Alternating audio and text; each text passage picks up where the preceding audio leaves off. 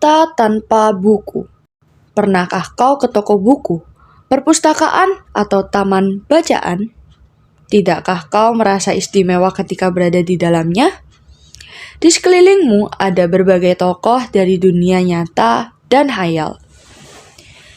Tempat yang pernah kau kunjungi dan yang belum, informasi dan cerita dari masa lalu, masa kini, dan masa depan. Semua terpadu. Semua berada dalam genggamanmu. Saat berada di antara buku, tidakkah kau merasa menjadi raja dan ratu? Ruang dan waktu seolah menyatu tanpa batas. Kau bisa terbang, melintas sekat negara, dan melewati berbagai zaman.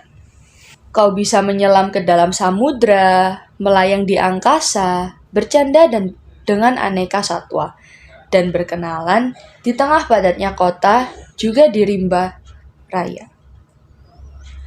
Kau tahu, buku adalah jendela dunia, kunci pengetahuan, dan pintu wawasan. Muhammad Hatta, sang proklamator berkata, "Aku rela dipenjara asalkan bersama buku, karena dengan buku, aku bebas." Melalui buku, manusia terbebas dari ketidaktahuan. Tempat-tempat dipenuhi buku adalah harapan berkembangnya pengetahuan dan wawasan. Apa jadinya jika kota tanpa buku? Pantaskah dia disebut kota? Di kota itu, mungkin kabar datang dari sumber lain, dari koran, televisi, atau internet. Mungkin informasi dan cerita datang dari cerita nenek moyang, bagai dongeng-dongeng sebelum tidur. Irama warganya pun tiada beda. Bangun pagi bertebaran di muka bumi untuk berbagai keperluan, untuk kembali pulang siang atau sore harinya.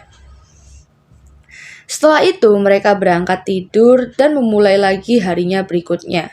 Semua serupa. Di kota itu mungkin ada bangunan bernama perpustakaan. Di dalamnya, buku-buku berderet dalam rak yang tak terjamah. Tiada tangan meraih dan membuka halaman demi halaman dengan sukacita.